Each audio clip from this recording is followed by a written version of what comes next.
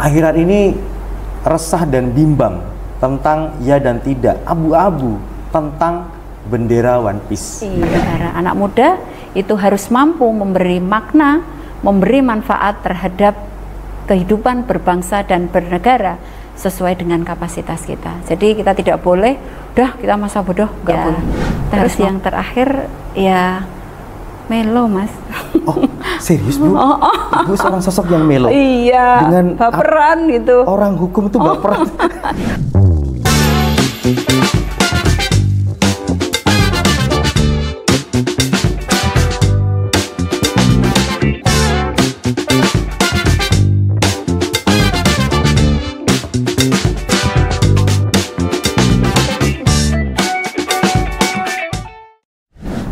Hai Metafams, kembali lagi sama Dewa Mahesa di podcastnya Metasol FM dan tentu saja bersinergi dengan The Soga Eatery.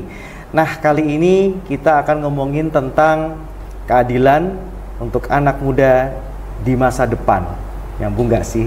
Karena di podcastnya nggak sih, kadang yang nggak nyambung makin bikin penasaran. Untuk kali ini seperti biasa, baju yang selalu istimewa saya pakai dari Batik Danar Hadi dan venue-nya ini di House Danar Hadi pula.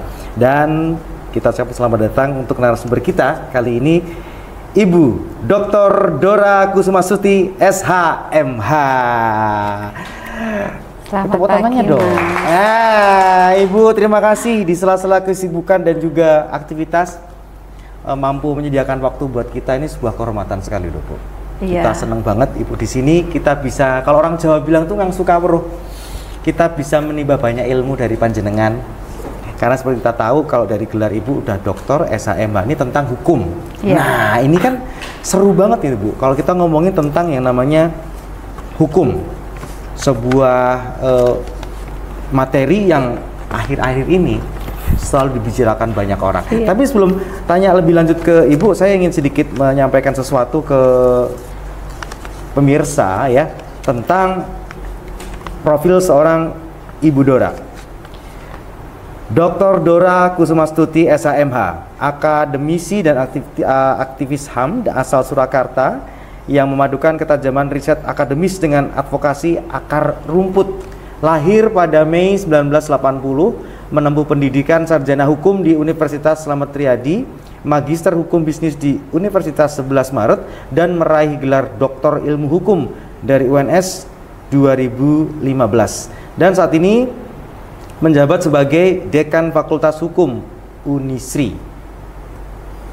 Aktivitas beliau selain mengajar dan meneliti, kerap menjadi narasumber media, inisiator forum masyarakat sipil, dan penggerak kolaborasi lintas sektor demi keadilan sosial di Indonesia. Nah, kali ini khususnya kita akan ngomongin bagaimana keadilan, hukum, dan cara pandang anak muda, masa depan anak muda di lingkup hukum di Indonesia. Nah, itu dia. Jadi kalau anak muda dengan seiring tambahnya waktu itu akan semakin solid kalau anak muda juga paham tentang hukum ya Bu ya? Iya. Apakah kalau paham tentang hukum harus kuliah di hukum? Ya nanti tanya-tanya aja ya. Jadi nanti bayangin aja anak muda Indonesia kuliahnya hukum semuanya. Ya nggak masalah sih. Tapi yang namanya hukum pun kadang juga tidak perlu harus selalu kuliah di hukum. Hukum-hukum yang ada di sekitar kita ya hukum yang umum-umum mungkin juga harus kita pahami sebagai anak muda gitu. Nah untuk itu sebelum kita lanjut ngobrol seru sama beliau Ibu Dora, kita akan nanya dulu kira-kira kalau misalnya dari perjalanan Ibu nih dari dulu kuliah, kemudian jadi aktivis, kemudian sampai doktor sudah berada di gelar yang sudah berada di tangan Anda, kemudian dengan banyak sekali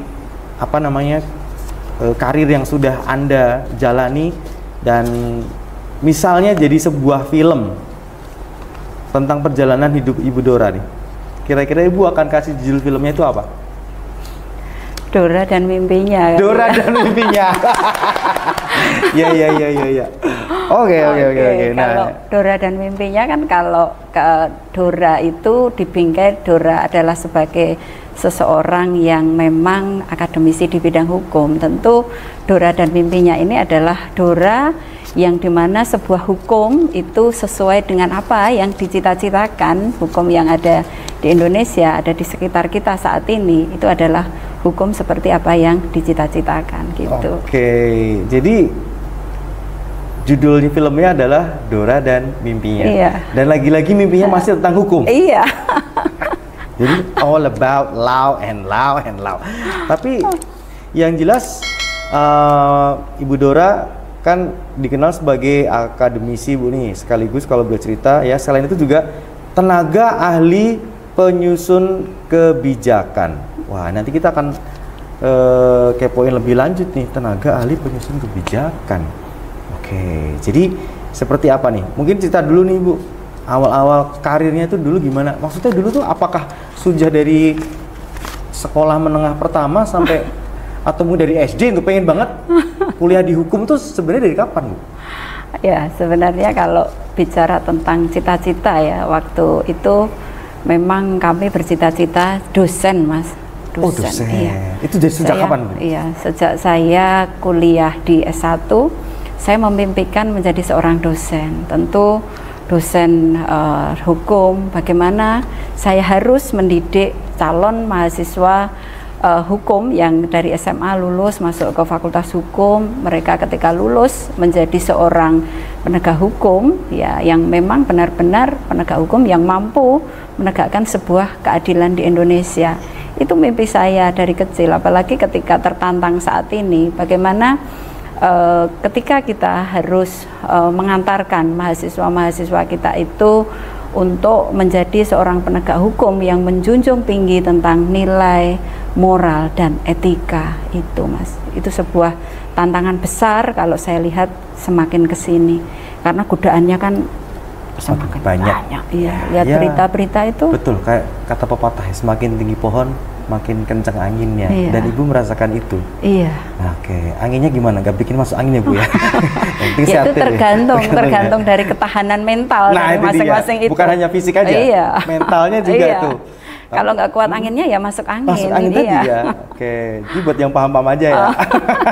Jadi emang kalau kita ngomongin soal hukum kan memang juga hal yang bisa dibilang sensitif juga. Iya, dibilang sesuatu sebuah ranah yang wajar, yang selumrahnya warga negara berbicara tentang hukum juga wajar sebenarnya. Cuman ya itu tadi akhir-akhir banyak banget peristiwa nih Bu, dikit-dikit hukum lah, tentang lagu lah, tentang bendera lah. Nah, kita nanti bakal ngobrol seru juga tentang itu. Tapi sebelumnya juga pengen tahu, kan banyak peran nih Bu yang panjenengan lakukan sekarang di tengah-tengah kesibukan. Bisa ngobrol bentar sama tim Meta bersama Dewa dan Ji Podcast ini tuh saatnya nih, kesempatan langsung nanya sama Bu Dora nih. Nah, kan kabarnya Ibu juga sebagai tenaga ahli penyusun kebijakan. Ini belum lama saya baru tahu loh Bu, ternyata Ibu sebagai tenaga ahli penyusun kebijakan. Itu sistemnya seperti apa itu Bu? Iya. Jadi contoh case-nya Bu. Iya, jadi pada saat penyusunan sebuah kebijakan kan memang ada keterlibatan akademisi di situ ya. Ternyata melibatkan akademisi. Iya, akademisi karena yang disusun itu adalah sebuah kebijakan, tentu dari segi hukumnya adalah dari orang hukum ya. Jadi di dalam penyusunan sebuah kebijakan yang dirancang oleh konsultan itu tentu harus melibatkan banyak pihak, banyak stakeholder, supaya nanti kebijakan yang dihasilkan itu adalah sebuah kebijakan yang memang mampu menjawab persoalan hukum yang ada di masyarakat. Jadi sesuai dengan tujuan dari hukum itu adalah untuk keadilan, kemanfaatan dan kepastian hukum, yang tentu itu menjadi cita-cita dari lahirnya sebuah kebijakan itu. Jadi satu titik poin bagaimana sebuah kebijakan yang dibuat selain itu berdasarkan pada norma-norma atau ketentuan yang berlaku, itu harus mampu memberikan nilai manfaat yang sebesar-besarnya bagi masyarakat dan keadilan. Itu Mas Dewo. Saya berasa konsul ini ya sama dosen ya. Kalau perlu kuliah hukum nanti Mas. Ada yang ngerasa kayak gitu gak waktu konsul sama dosen pembimbing? Gimana Bu, enaknya Bu gitu. Tapi kalau boleh saya tahu lebih detail nih Bu, kebijakan bisa disebut undang-undang tuh. Iya. Kan kita mikirnya yang bikin Dewan Perwakilan Rakyat, entah itu di tingkat 2, tingkat 1 maupun pusat. Jadi kalau misalnya Ibu menjadi salah satu, kita katakanlah bukan katakanlah sih, sebenarnya di mana, wilayah mana yang terdekat saat ini Anda menjadi tenaga ahli untuk bikin kebijakan, Bu? Jadi kalau kita bicara tentang kebijakan, itu kan kita urutkan, kita turunkan dari Undang-Undang 12 tahun 2011. Jadi ada undang-undang, kemudian di bawahnya itu ada PP, ada Perpres, ada Perda.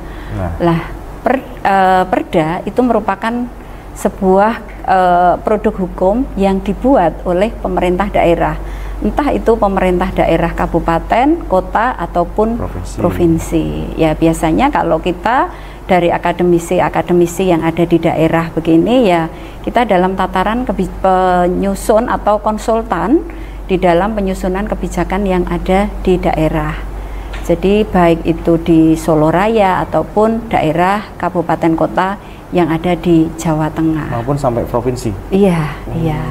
Itu siapa aja sih, Bu, yang terlibat, Bu, kalau misalnya ada penyusunan kebijakan seperti Perda misalnya? Iya. Itu tentu inisiatifnya bisa dari perangkat daerah terkait. Seperti contoh saat ini kami sedang menyusun sebuah kebijakan tentang rencana pembangunan industri kabupaten yang ada di Pantura di sana. Itu dari stakeholder yang terlibat di bidang perindustrian. Ya, kemudian di dalam proses pembahasan, penyusunan dan pembahasan kebijakan, rancangan kebijakan tersebut, kita melibatkan banyak stakeholder dari perangkat daerah terkait, kemudian juga dari unsur masyarakat yang diatur di situ. Kalau kita bicara tentang perlindungan hukum bagi industri, ya tentu sesuai ranah kita adalah pelaku industri kecil menengah, begitu. Itu juga dilibatkan, Ibu? Iya, iya. Jadi ketika pada saat jadi dalam penyusunan sebuah kebijakan itu kan harus ada sebuah partisipasi masyarakat. Jadi pada saat penyusunan itu kita melibatkan masyarakat. Pasti itu ya, Bu, iya, supaya kita bisa menggali persoalan-persoalan empiris, persoalan nyata yang dihadapi oleh mereka itu apa, dan nanti dari persoalan yang ada ini kita memberikan sebuah solusi. Oh, masalahnya seperti ini, berarti kebijakannya harus seperti ini. Jangan sampai sebuah kebijakan itu ada tapi tidak mampu menjawab persoalan yang ada, sehingga partisipasi masyarakat ini mulai dari penyusunan, pembahasan, dan ketika nanti sudah disahkan pun masyarakat tetap bisa terlibat aktif di dalamnya untuk mengawasi pelaksanaan sebuah kebijakan tersebut yang telah disahkan dan diketahui oleh masyarakat banyak yang jadi sama-sama tahu dan akhirnya digodok istilahnya, Bu, ya. Dan ini sudah benar-benar ini peraturan kebijakan ini sudah mengena belum nih dengan visi misinya, udah target belum nih, kan gitu ya. Oke, seru banget ya obrol-obrol kita kalau ngomongin tentang hukum sama Ibu Dora.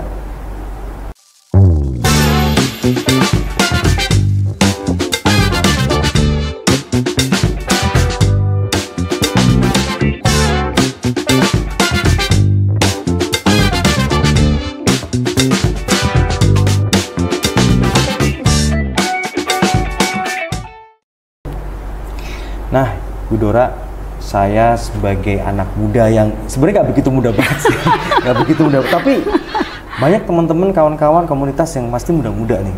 Iya. Akhir-akhir ini resah dan bimbang tentang ya dan tidak, abu-abu tentang bendera One Piece. Iya. Ini kalau kita ngelihat kemarin statement dari Wali Kota Surakarta, Mas Sespati bilangnya, Mas Wali bilangnya nggak apa-apa. Bahkan sampai di tingkat atas, Presiden Pak Prabowo juga menyatakan nggak apa-apa. Cuma dengan catatan mungkin bisa dibilang peletakannya, maksud dan tujuannya tidak melanggar nilai dari bendera nasional kita, bendera Negara Kesatuan Republik Indonesia yang saka merah putih. Nah, tapi pada faktanya kan, Bu, di menuju hari kemerdekaan 17 Agustus nih, banyak tuh di kampung-kampung, di seluruh Indonesia ada simbol-simbol bendera One Piece yang ditaruh di jalan, dicat di jalan, kemudian bendera kecil di bawah merah putih dan sebagainya. Ya, saya lihatnya masih dalam konteks yang wajar. bukan berarti bermaksud untuk membuat bendera sendiri. Dan walaupun juga kalau kita lihat banyak tokoh masyarakat, selebriti ataupun beberapa orang berpendapat bahwa sebenarnya ada juga itu sebagai simbol kritis, simbol kritik kepada pemerintah sesuai dengan anime atau manga yang ada di One Piece itu, yaitu Monkey D. Luffy dan teman-temannya sebagai bajak laut. Di situ banyak cerita-cerita yang sebenarnya kalau saya nonton juga itu banyak yang ada makna positif yang bisa diambil sebenarnya, Bu. Nah, kalau dari kacamata pandang Bu Dora nih sebagai praktisi hukum, dosen hukum, bahkan ikut terlibat tentu saja dalam tenaga ahli penyusunan kebijakan, pendapat Ibu gimana? Iya. Ini saya tunggu-tunggu nih. Iya. Jadi kalau kita bicara tentang fenomena tersebut ya, One Piece itu memang saat ini bisa dikatakan viral sekali. Bahkan ketika tadi perjalanan menuju kemari di kampung-kampung itu benar Mas, di jalan-jalan itu banyak. Tapi kalau benderanya sendiri saya masih melihatnya sebatas di televisi, di sosial media. Jadi kalau kita melihat anime dari Jepang ya, bagaimana lambang One Piece yang ini tokoh Jolly Roger ini mampu membuat sebuah apa ya kalau bisa dikatakan demam atau apa ya, FOMO ya. FOMO aja. Kok bisa ada beberapa pihak yang setakut itu gitu loh, Bu. Ya, dan di awal-awal kan juga ada statement dari beberapa pejabat ya yang mengatakan bahwa hati-hati ini makar kan begitu sebenarnya kalau kita melihat di dalam Undang-Undang 24 tahun 2009 ya tentang bendera negara itu tidak dikatakan bahwa mengibarkan bendera One Piece itu sebagai sebuah tindakan makar. Di situ jelas di dalam pasal 24 apa saja yang tidak boleh dilakukan terhadap pelanggaran terhadap simbol negara. Dalam hal ini adalah bendera kita, bagaimana kita harus memperlakukan bendera kita. Tapi kita juga bisa menarik sebuah hikmah dari adanya tren atau FOMO yang ada di masyarakat. Karena kalau kita melihat tokoh Jolly Roger di One Piece ini kan syarat akan makna. Apakah benar ya sebuah simbol-simbol ini adalah simbol dari sebuah protes oleh masyarakat, sebuah kegelisahan ataupun kerisauan masyarakat terhadap hiruk pikuk yang tengah dihadapi oleh bangsa kita saat ini ya. Jadi bagaimana kita melihat tentang pelanggaran terhadap tindak pidana korupsi yang ada di Indonesia, kemudian terkait dengan persoalan pajak dan lain sebagainya. Ya, kalau kita melihat di dalam pasal 28 Undang-Undang Dasar 45 huruf E itu ada jaminan kok kita diberikan kebebasan untuk menyampaikan pendapat, berekspresi ya. Jadi menurut saya sebenarnya tidak apa-apa asalkan tetap kita tidak boleh mengibarkan bendera One Piece itu melebihi bendera merah putih.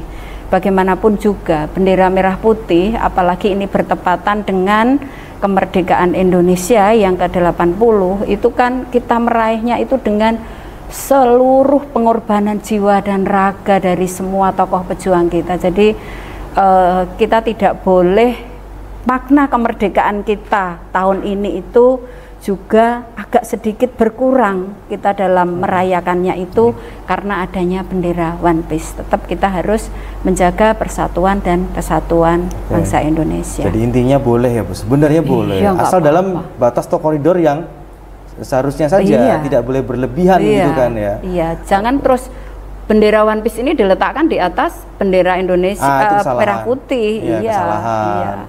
Karena kalau kita lihat bendera-bendera yang lain sebelum bendera Jolly Rogers ya, tokoh bajak laut yang ada di anime Jepang ini, itu juga banyak kok. Kita ngomongin sorry itu saya banyak bendera partai, bendera perguruan silat, bebas boleh kan sebenarnya. Gak apa-apa. Terus bendera-bendera komunitas, asalkan itu tadi ya di tempat yang seharusnya dan tidak melebihi kapasitasnya, melebihi daripada bendera merah putih apalagi di momen ini. Tapi kalau misalnya memang itu sebuah protes terhadap kebijakan pemerintah yang tahulah Bu ya akhir-akhir ini ya, pajak inilah, pajak ono lah, makin ke sini makin ke sana lah kan gitu.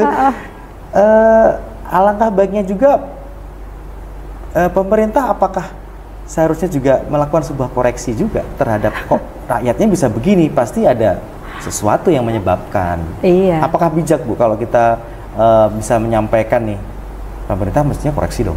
Iya.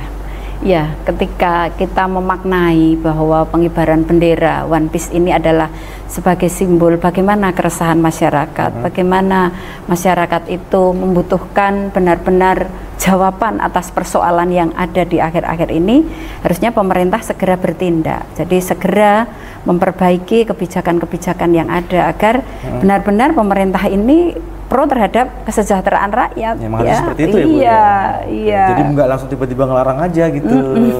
Makanya saya setuju dengan Bapak Prabowo yang bilang, beliau menyampaikan bahwa tidak apa-apa. Iya. Kemudian Mas Wali juga bilang memang tidak apa-apa. Dan kita yakin dan percaya memang bangsa Indonesia, masyarakat Indonesia sudah pinter-pinter ya Bu ya, nggak yang terus asal makar dan anarkis gitu. Mereka cuma protes aja, karena selama ini mungkin protesnya nggak didengar gitu. Baru langsung keluar bendera anime langsung didengar. Rada aneh sih, tapi lah beginilah Indonesia ya. Oke. Tadi menarik yang disampaikan sama Ibu Dora bahwa memang sesuai di undang-undang itu kan diatur boleh menyampaikan pendapat, berekspresi untuk berpendapat tentang segala sesuatu di negara kita, termasuk tentang kebijakan-kebijakan. Kalau menurut Bu Dora sendiri pandangannya gimana tentang anak muda yang baru-baru ini menyampaikan pendapatnya, gensi ini menyampaikan pendapatnya, atau mungkin boleh kasih saran Bu, karena beberapa mungkin ada yang offset ya, alias kebablasan lah, jadi hate speech kan, akhirnya like dislike-nya lebih tebel daripada faktanya, akhirnya malah jadi kayak kesannya menyampaikannya tuh ya bener sih dihukum boleh menyampaikan, tapi beberapa nih saya nggak bilang semuanya, beberapa ada yang sampai kebablasan, hate speech lah, sampai maki-maki. Nah itu kan sebenarnya nggak boleh. Saran Ibu untuk adik-adik Gen Z kalau menyuarakan pendapatnya seperti apa di mata hukum Bu?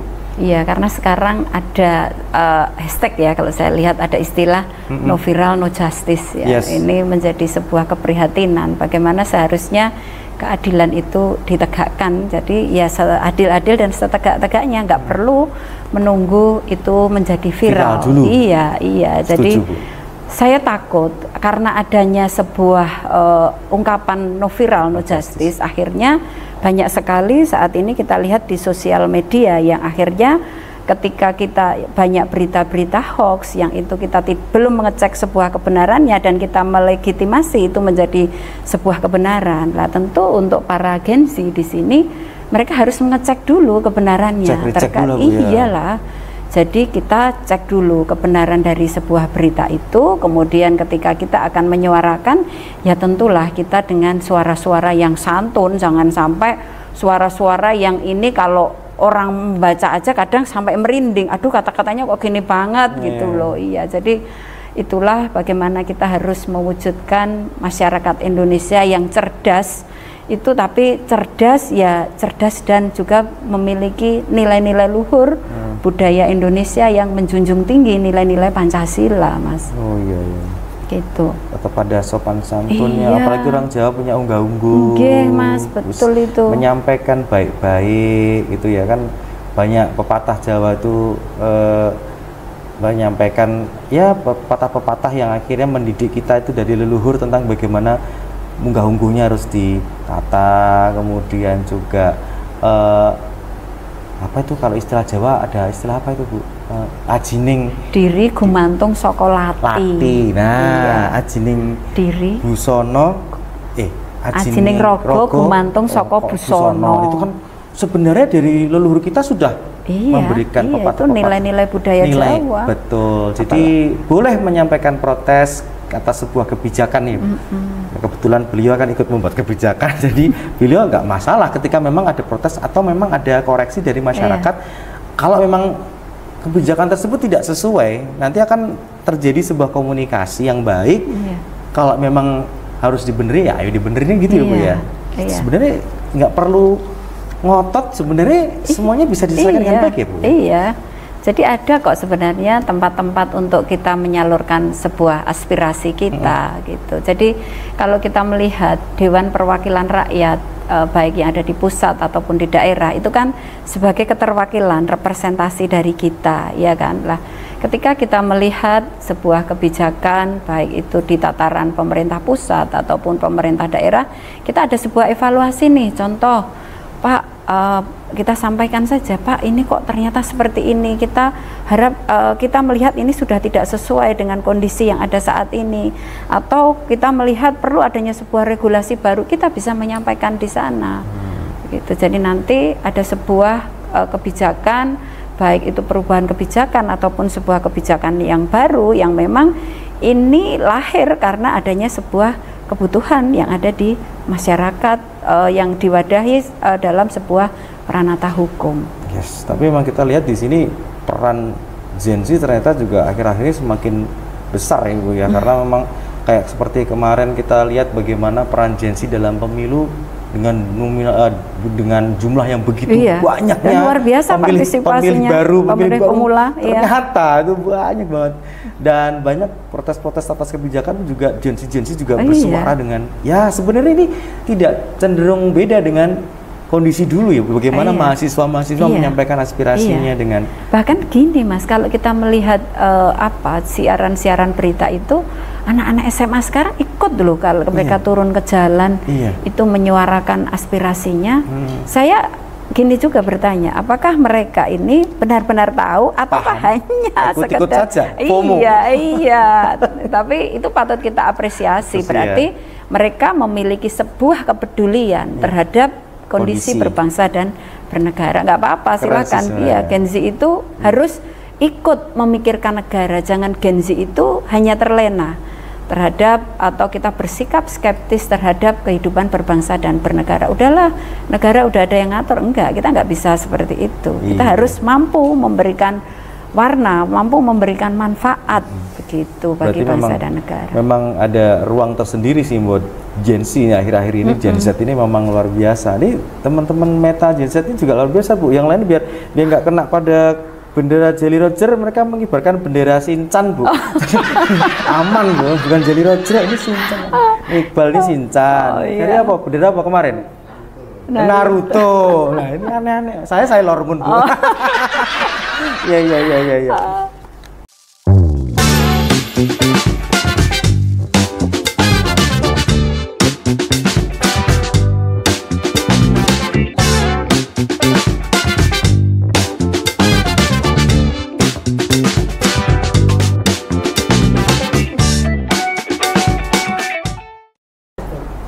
Nah, Ibu Dora, kan kita tadi ngelihat bagaimana tentang hukum, terus tadi juga kita ngobrolin juga tentang bagaimana kasus-kasus akhir-akhir ini nih yang lagi viral lah, tentang no viral no justice. Itu memang bikin keresahan tersendiri gitu ya buat kita, dan kayaknya memang kalau kita lihat sosok seorang Ibu Dora ini memang ya gimana itu sudah terbiasa Ibu ya menghadapi permasalahan-permasalahan hukum seperti itu.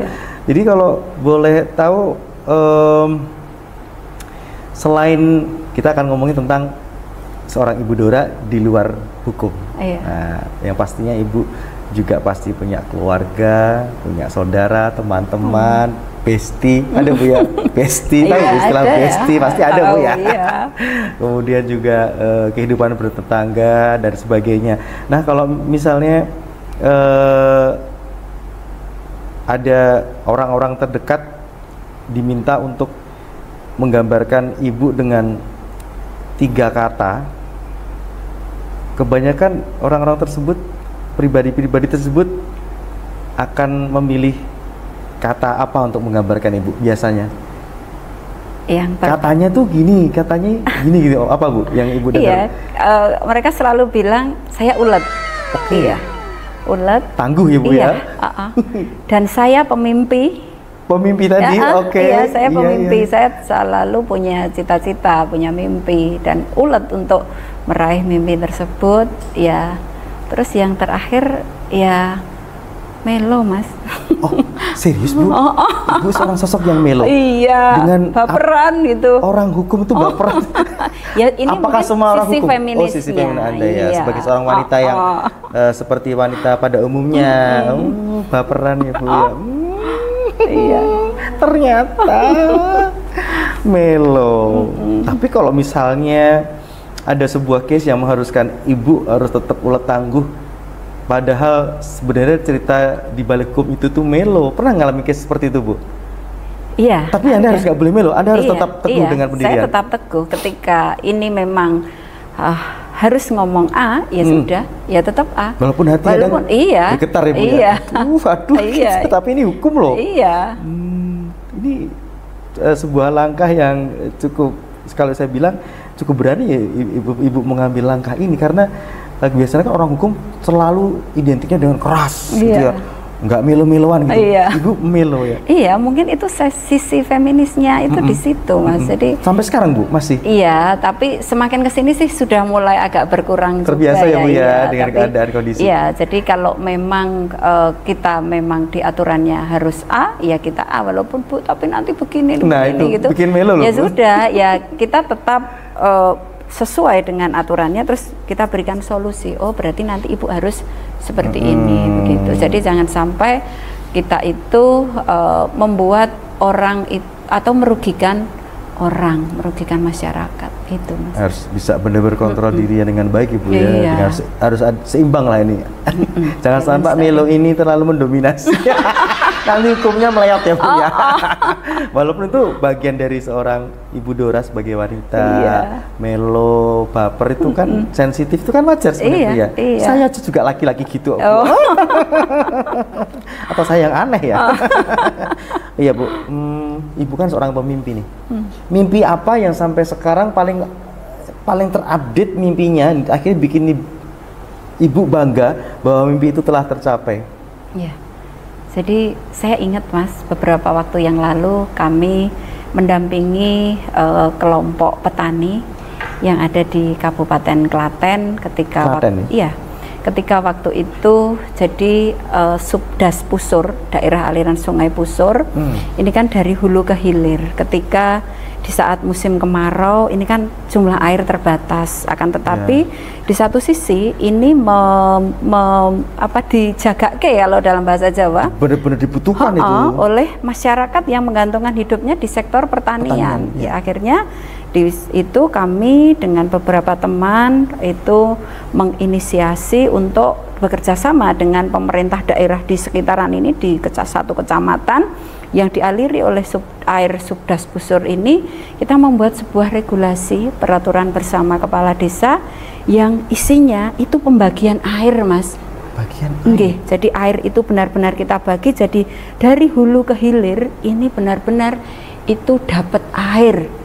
Biar rata, adil. Iya, jadi mereka bisa bertanam sepanjang tahun, dan alhamdulillah sekarang kekompakan itu tetap terjalin, sehingga mereka dari hasil padi itu bisa dijaga mereka rukun, tidak rebutan air. Kemudian ini kan berimpact terhadap kesejahteraan, bahkan mereka akhirnya berswadaya ketika air itu atau saluran air itu ada pendangkalan, mereka bersama-sama kerja bakti.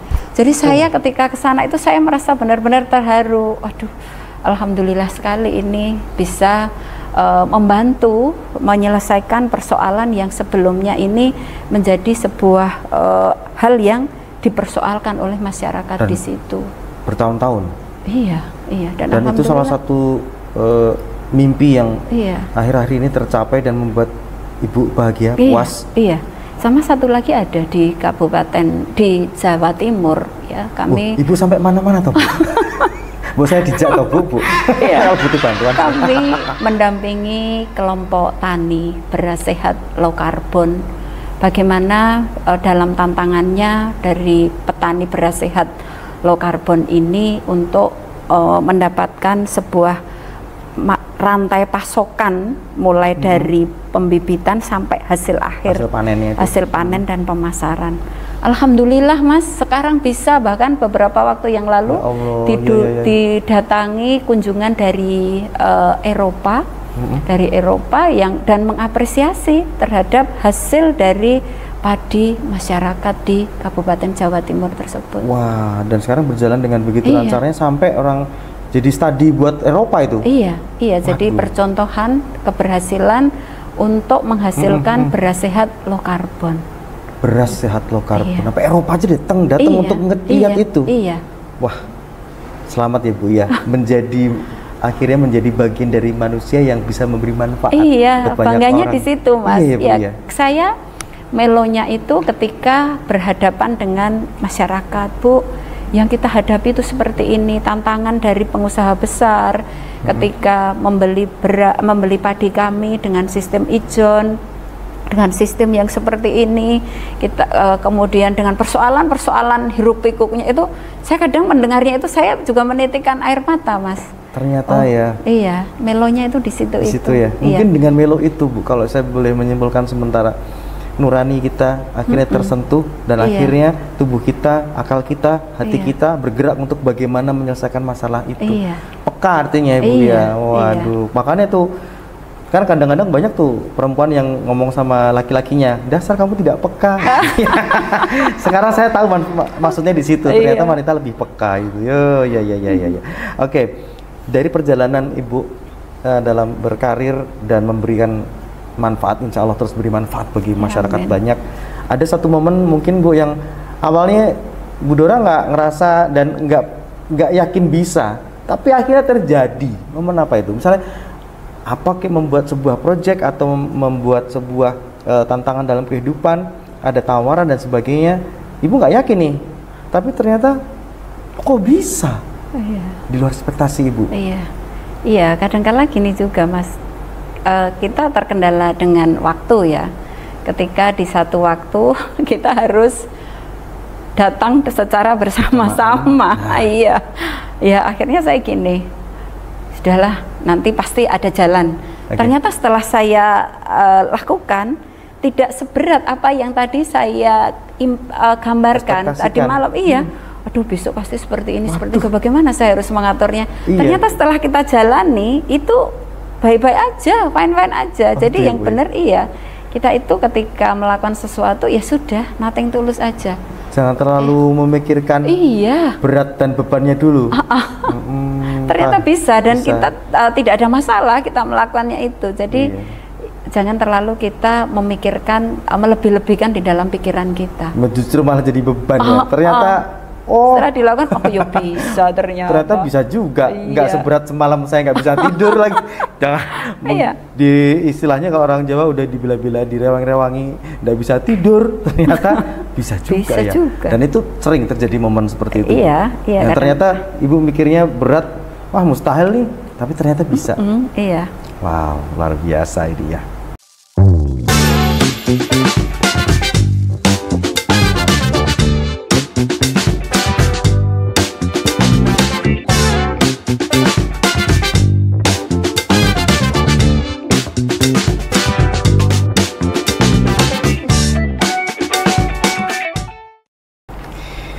Nah, ini ada beberapa pertanyaan buat Ibu Dora. Apa lagi? Ini pertanyaannya tanya cepat, jawab cepat. Aduh, deg-degan saya. Sebenarnya saya pengen kasih tanya cepat, jawabnya di rumah aja, Bu. Saya sebenarnya pengennya begitu, kayak PR ya. Tapi nanti gimana ngerekamnya ya. Nah, kalau gitu udah siap Ibu Dora ya? Oke. Kalau Ibu lagi suntuk, pilih karaoke lagu 90-an atau nonton drakor? Yang pertama. Karaoke 90-an. Iya. Waktu jadi, SMA saya, iya banget itu. Iya banget ya Bu ya. Jadi pengen ini nih denger Ibu Dora nyanyi. Rapat formal atau diskusi lesehan? Diskusi lesehan. Baca jurnal hukum atau nonton film horor? Baca jurnal hukum. Ini kali ini harusnya jawabannya udah jelas. Beliau di situ hukum terus ya. Ini kalau bisa jadi superhero, dikasih kekuatan super, Ibu lebih suka teleportasi atau membaca pikiran orang? Teleportasi. Alasannya Bu? Karena dengan kesibukan teleportasi kita nggak perlu menempuh jarak dan waktu, langsung buka ini alat teleportasi, udah saya sampai di sana. Luar biasa. Aduh, ini jawabannya buat Ibu ini semua ya, nyambung sama pekerjaannya semua ya. Oke. Nah, terima kasih Bu sudah ngobrol-ngobrol selalu sama kita bisa lebih kenal dan dekat dengan Ibu Dora sebagai sosok perempuan yang aktif, tentu saja sebagai layaknya perempuan seusia Anda dengan masih ada melo-melonya, masih suka karaoke 90-an, kemudian juga di luar itu kegiatan sehari-hari dengan rapatnya jadwal Anda ikut terlibat dalam tenaga ahli undang-undang untuk menyusun kebijakan, kemudian juga dekan juga di situ, dan semua aktivitas yang Ibu Dora jalani. Harapan kami selalu sehat Ibu ya. Amin, terima kasih. Lancar sehat juga. rezeki Amin, dan senantiasa jadi manfaat bagi banyak orang. Amin. Seperti kita tahu Bu ya. Amin. Nilainya emas itu karena karat, nilainya manusia karena manfaat. Masya Allah, tabarakallah ya Bu ya. Amin, ya. Udah kayak ini ya. Kayak Mas Ustadz kuliah ini. subuh ya. Piye to iki.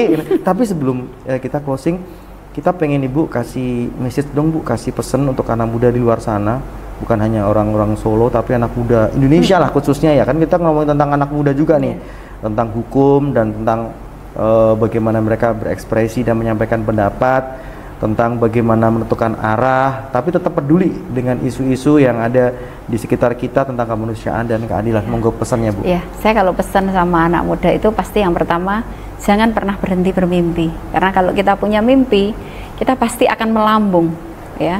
Tapi kalau kita tidak punya mimpi, ya sudah, hanya akan mengalir begitu-begitu saja. Kemudian terkait dengan anak muda dan hukum, jadi anak muda harus tetap taat terhadap hukum. Bagaimana seorang anak muda itu akan menyuarakan terhadap kritikan terhadap hukum di Indonesia, ya sampaikan kritikan itu dengan sebuah proses atau dengan cara yang baik gitu ya, yang sopan, atau orang Jawa bilang itu dengan unggah-ungguh ya. Kemudian tadi terakhir apa Mas? Aduh, kok saya lupa ya. Tadi terakhir apa ya? Tentang ini bagaimana anak muda yang jangan sampai lupa untuk tetap memberi makna. Memberi makna dan seperti aktif mengkritisi atau juga ini buat negara ini. Anak muda tidak boleh bersifat dalam tanda kutip masa bodoh, nggak mau tahu terhadap kehidupan berbangsa dan bernegara. Anak muda itu harus mampu memberi makna, memberi manfaat terhadap kehidupan berbangsa dan bernegara sesuai dengan kapasitas kita. Jadi kita tidak boleh, udah kita masa bodoh, nggak boleh. Kita harus mampu memberi makna. Nah, nggak boleh cuek ya Bu ya. Iya, anak muda harus benar-benar. Iya. Makanya kok Ibu bisa dibilang kesimpulannya Ibu setuju ketika ada anak muda Gen Z yang seperti tadi menyampaikan pendapatnya, aspirasinya, kemudian mereka dengan ruang kreasinya sendiri menyampaikan keresahannya, mengkritisi pemerintah asal dengan cara yang benar. Iya, yang itu baik. tandanya mereka peduli. Kalau mereka nggak tahu, mungkin mereka nggak peduli Bodo dengan amat persoalan. gitu. Iya, asik dengan dunia mereka sendiri. Nah, ini makin seru aja nih ngobrol sama Ibu. Tapi kita sudah ada di akhir acara. Terima kasih buat Metafarms dan semua penonton di channel atau kanal YouTube yang sudah ngeliat. Jangan lupa untuk subscribe, jangan lupa untuk like, komen, share juga. Apalagi buat untuk mahasiswa-mahasiswanya Ibu Dora ya, tolong subscribe. Katanya kalau beliau tadi bilang kalau nggak di subscribe nggak akan lulus ya. Bercanda. Tapi beneran di subscribe ya. Masa sama Bu dosanya nggak mau subscribe kan ya gimana gitu toh.